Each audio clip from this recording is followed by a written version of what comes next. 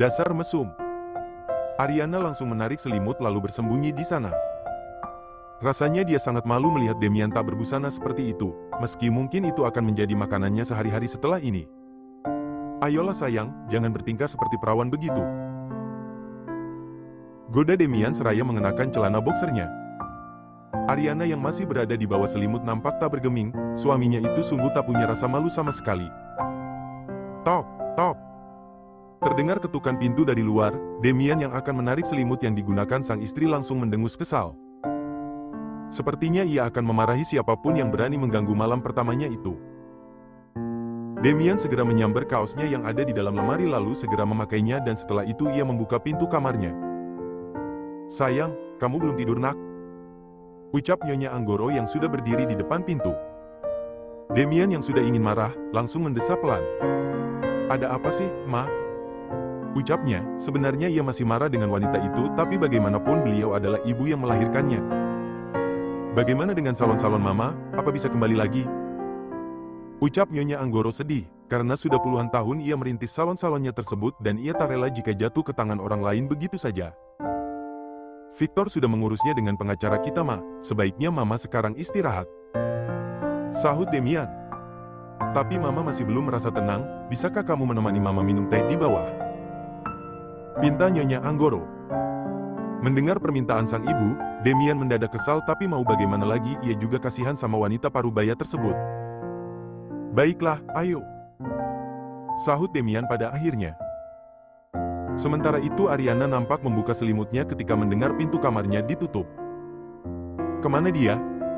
Gumamnya.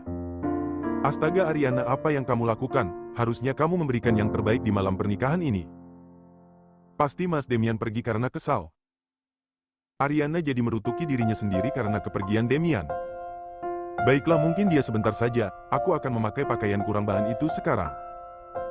Ariana beranjak dari tidurnya, setelah itu ia mengambil salah satu lingerie yang digantung dalam lemari pakaiannya. Merah atau hitam ya, gumamnya. Hitam saja deh, merah terlalu agresif. Gumamnya lagi. Setelah itu ia segera menanggalkan kimono mandinya, lalu menggantinya dengan lingerie hitam tersebut.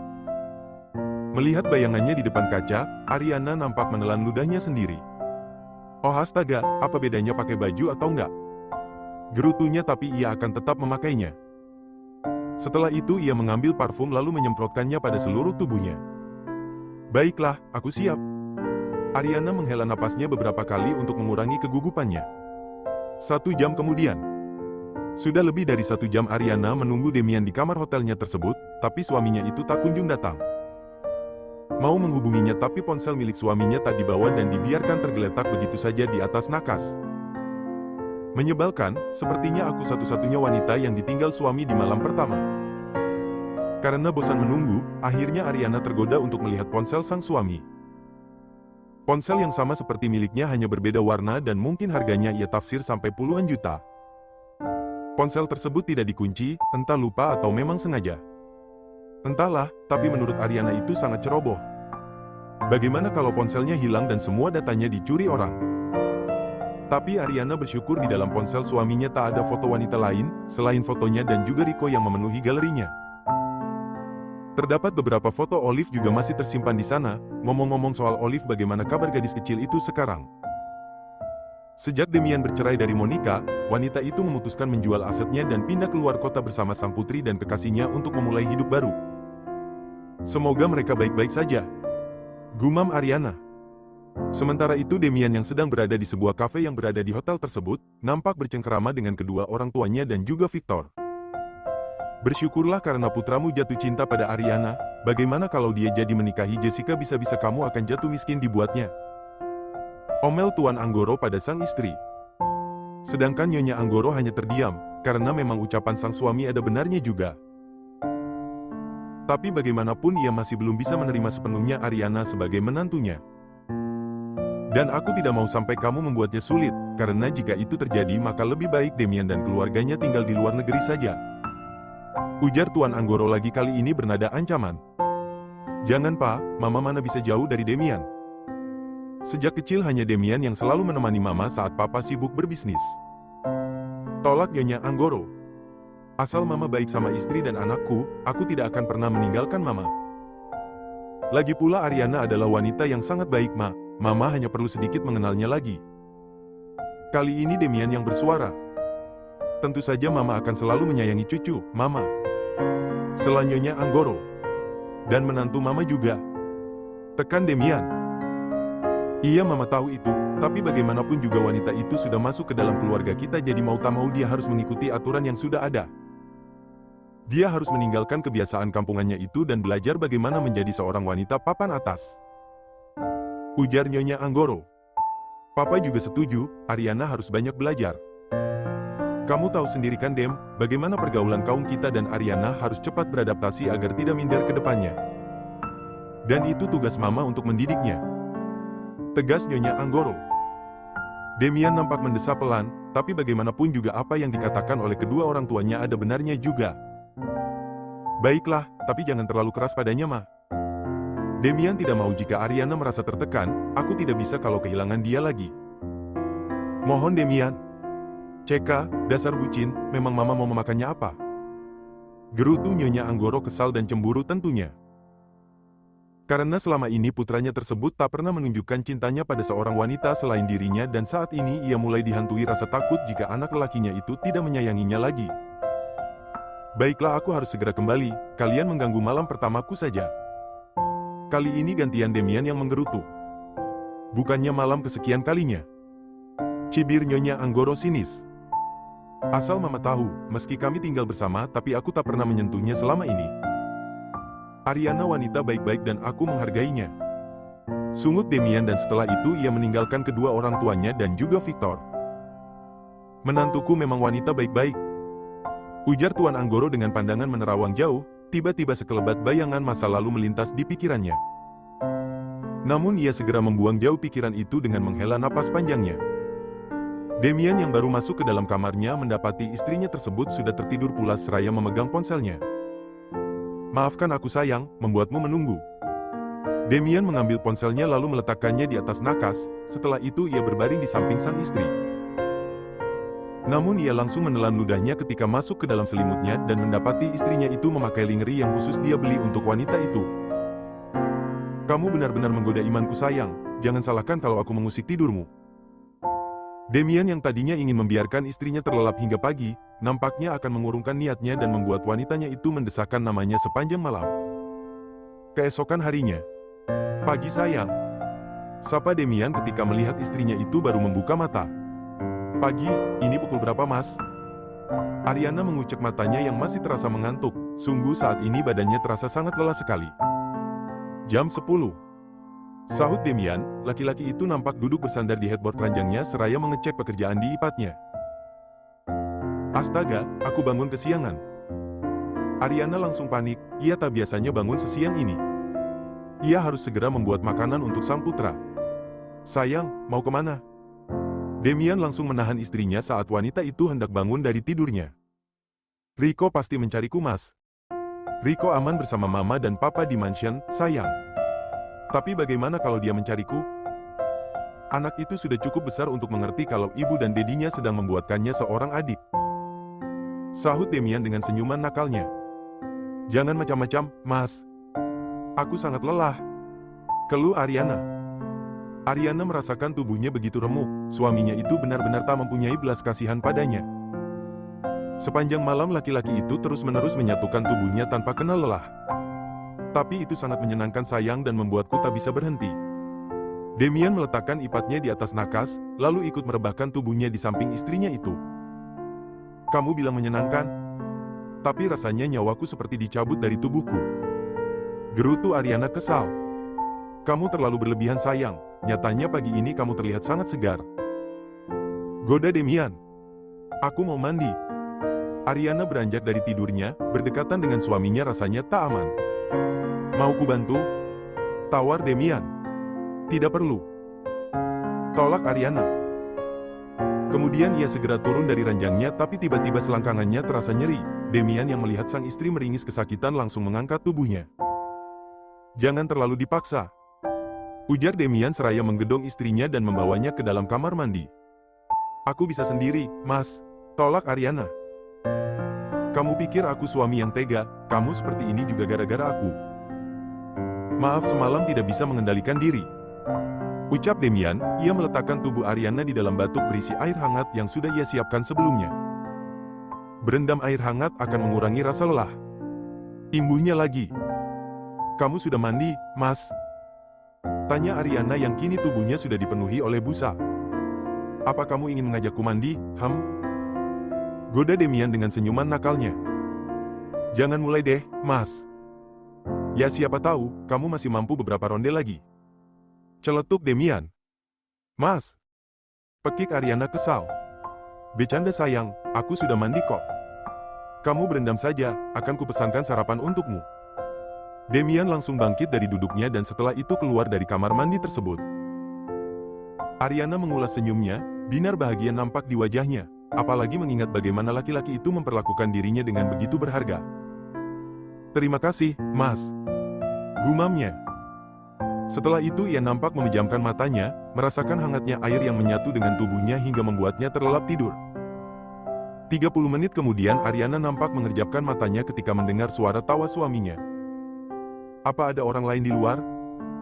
Gumam Ariana. Kemudian ia segera keluar dari batub, lalu segera membersihkan dirinya. Ya sayang, Dedi sangat merindukanmu. Ujar Demian pada sang penelepon. Ariana yang baru keluar dari kamar mandi nampak samar-samar mendengar suaminya itu berbicara. Apa Mas Demian sedang menelepon Riko? Gumam Ariana. Iya, kamu baik-baik di sana ya? Nurut sama Momi. Ucap Demian lagi. Apa itu Olive? Gumam Ariana lagi, ada perasaan kurang suka di hatinya ketika Demian menghubungi Olive atau Monica di belakangnya. Please Ariana, jangan berpikir macam-macam. Bagaimanapun juga mereka sudah 8 tahun tinggal bersama, pasti ada ikatan batin dan juga kasih sayang di antara mereka. Ariana mencoba meyakinkan dirinya sendiri, dia tidak boleh egois dan berharap semuanya akan baik-baik saja. Kemudian ia mengurungkan langkahnya untuk menghampiri suaminya yang sedang berada di balkon. Demian yang baru selesai berbicara dengan Olive di telepon, segera masuk kembali ke kamarnya. Ia langsung mengulas senyumnya ketika melihat sang istri sedang berdiri menatap pemandangan kota dari balik jendela. Demian berdehem, namun istrinya itu mengabaikannya. Sayang. Ucapnya seraya berjalan mendekat. Ariana berbalik badan. Sudah selesai teleponnya? Tanyanya. Kamu mendengarnya? Tanya balik Demian.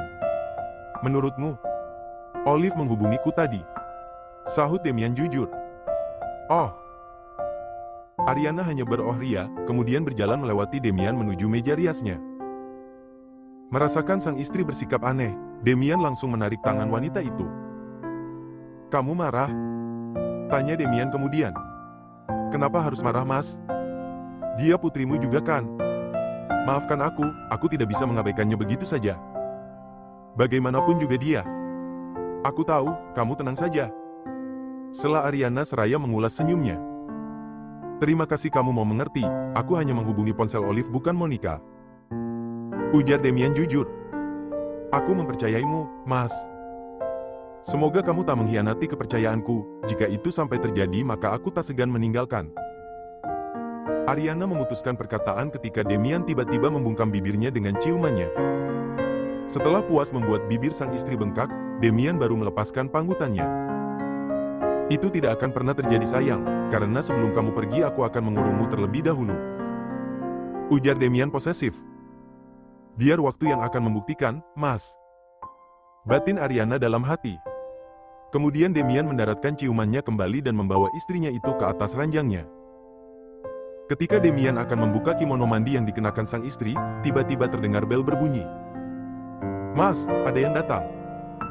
Ariana langsung mendorong tubuh suaminya ketika laki-laki itu tak mengindahkan bel kamarnya yang terus berbunyi. Aku pasti akan memaki siapapun itu yang sudah berani mengganggu kita. Gerutu Demian kesal seraya melangkahkan kakinya.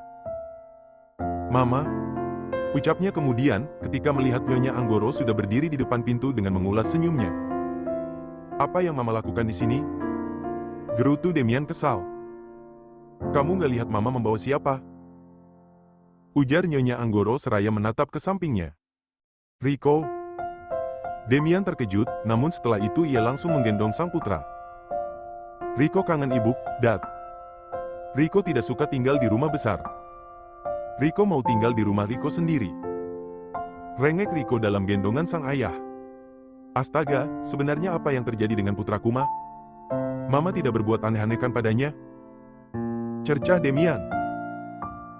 Mama hanya mengajarinya untuk mengikuti aturan keluarga kita. Mama melarangnya makan menggunakan tangannya saja. Bukannya memakai sendok jauh lebih bersih. Sanggah Nyonya Anggoro. Dia masih anak-anak, Ma. Protes Demian. Justru karena masih anak-anak harus dididik dengan benar. Kamu lihat Olive, karena dididik sejak lahir dia mempunyai manner yang bagus dalam segala hal. Rico bukan anak kampung lagi, dia calon pewaris Anggoro kalau kamu lupa itu. Ujar Nyonya Anggoro tak mau kalah. Rico tidak bisa makan ayam bakar pakai sendok, Dad. Ayamnya loncat terus. Keluh Rico. Ariana yang mendengar keributan di luar, ia segera melangkahkan kakinya untuk melihat. Rico, kamu kesini, Nak? Ariana terkejut ketika melihat sang putra berada dalam gendongan ayahnya. Kemudian Ariana menatap Nyonya Anggoro yang juga berada di sana. Pagi, Ma. Ucapnya seraya mencium tangan wanita parubaya itu dengan taksim. Ini sudah siang. Sindir Nyonya Anggoro. Maaf, silakan masuk, Ma. Ajak Ariana seraya membuka pintunya dengan lebar. Nyonya Anggoro yang merasa lelah karena kelamaan berdiri di luar, tentu saja langsung masuk ke dalam. Wanita parubaya itu mengedarkan pandangannya ke setiap sudut kamar tersebut. Nampak ranjang di sana yang masih sangat berantakan dan itu membuatnya menghela napas panjangnya. Apalagi ketika tanpa sengaja melihat banyak tanda merah di leher menantunya itu, membuat Nyonya Anggoro menghela napasnya berkali-kali. Harusnya dia bahagia karena putranya sudah bersama dengan wanita yang dicintainya, tapi entah kenapa hati kecilnya masih belum bisa menerima wanita itu sepenuhnya sebagai menantunya. Sebenarnya Mama tidak mau mengganggu kalian, hanya saja Rico dari tadi merengek mencari kalian. Ujar Nyonya Anggoro setelah mendudukkan dirinya di sofa. Nggak apa-apa, Ma, selama ini Rico memang tidak pernah ku tinggal lama. Terima kasih Mama dan Papa sudah mau menjaga Rico. Sahut Ariana yang juga duduk di hadapan ibu mertuanya tersebut bersama dengan Rico di sampingnya. Itu tak masalah, Rico juga cucuku, lagi pula dia juga harus terbiasa karena untuk kedepannya kalian akan tinggal di rumah besar. Tegas Nyonya Anggoro yang langsung membuat Demian menatapnya. Maksud Mama? Demian menyipitkan matanya. Tentu saja kalian harus tinggal di rumah besar dan Papa juga sudah setuju. Sahut Nyonya Anggoro. Itu tidak mungkin, Ma, kami akan tinggal di rumah kami sendiri. Tolak Demian, ia takut jika ibunya itu akan semakin mengusik istrinya. Mungkin dulu ketika kamu bersama Monica, Mama izinin tinggal sendiri tapi sekarang kalian harus tinggal di mansion. Lagi pula bagaimana Mama mau mengajari istrimu menjadi wanita berkelas kalau kalian tinggal berjauhan? Tegas Nyonya Anggoro. Tapi Mas, sudah nggak apa-apa. Aku mau kok tinggal di rumah besar, iya kan Nak? Sela Ariana, kemudian menatap sang putra. Rico maunya sama, Ibu. Sahut Rico seraya memeluk lengan Ariana. Iya, kita akan selalu bersama-sama, sayang. Ujar Ariana pada Rico. Demian nampak menghela napasnya dengan kasar, ia sangat tak peduli istrinya itu berkelas atau tidak. Karena cintanya pada wanita itu tanpa syarat. Baiklah, aku janji akan selalu menjaga kalian di sana. Ucapnya pada akhirnya, bagaimanapun ia tak bisa menolak permintaan sang istri. Terima kasih, Mas. Sahut Ariana yang langsung mendapatkan kecupan singkat di dahinya dari suaminya tersebut. Nyonya Anggoro yang melihat sang putra tak malu bersikap mesra pada menantunya, ia tiba-tiba merasa kesal sendiri. Pada akhirnya, kasih sayang putranya tersebut kini terbagi dengan wanita lain. Ariana yang menyadari perubahan pada raut wajah sang ibu mertua, ia langsung bangkit dari sisi Demian. Aku akan bersiap-siap. Ucapnya, kemudian ia mengambil setelan baju di atas kasurnya. Entah sejak kapan pakaian itu ada di sana, karena dari semalam hanya pakaian kurang bahan yang dia dapati. Setelah siap, mereka semua segera meninggalkan hotel tersebut dan menuju rumah besar dan di sanalah kehidupan Ariana sebagai istri seorang pria konglomerat akan dimulai. Meski kedepannya akan berat, tapi Ariana sangat bersemangat. Cinta memang membutuhkan perjuangan dan dia akan berjuang agar ibu mertuanya itu sepenuhnya merestuinya. Maaf sayang, ini mungkin akan sulit bagimu. Ucap Demian ketika mereka sudah berada di dalam kamarnya, di mansion tersebut. Kamar yang sangat luas menurut Ariana, melebihi luasnya kamar di rumahnya bersama Demian. Apa ini kamar masa kecilmu? Tanya Ariana seraya mengedarkan pandangannya. Iya, tapi sepertinya Mama sudah merenovasinya. Sejak kapan ada dinding berwarna merah muda di sini? Demian melihat sebagian dinding kamarnya yang tadinya dominan dengan warna abu dan hitam, kini nampak beberapa bagian berwarna merah muda. Mungkin waktu itu Mama menginginkan agar Jessica betah tinggal di sini. Ucap Ariana, mengingat waktu itu Demian akan menikahi Jessica. Aku akan segera menggantinya, sayang. Ujar Demian, ia takut istrinya itu tak nyaman. Enggak apa-apa mas, bukannya semua wanita menyukai warna itu. Aku juga sangat menyukainya, lagi pula kita harus memandang sesuatu dari banyak sisi. Tolak Ariana yang mencoba berpikir positif. Baiklah, kamu memang istriku yang sangat pengertian. Demian nampak menarik pinggang sang istri agar mendekat padanya. Terima kasih sudah mau memahami orang tuaku. Ucapnya lagi seraya memandang Ariana lekat. Jika mereka membuatmu sulit, katakan saja padaku. Kita bisa pindah dari sini. Lanjutnya lagi. Sepertinya aku akan betah di sini, Mas. Sahut Ariana meyakinkan.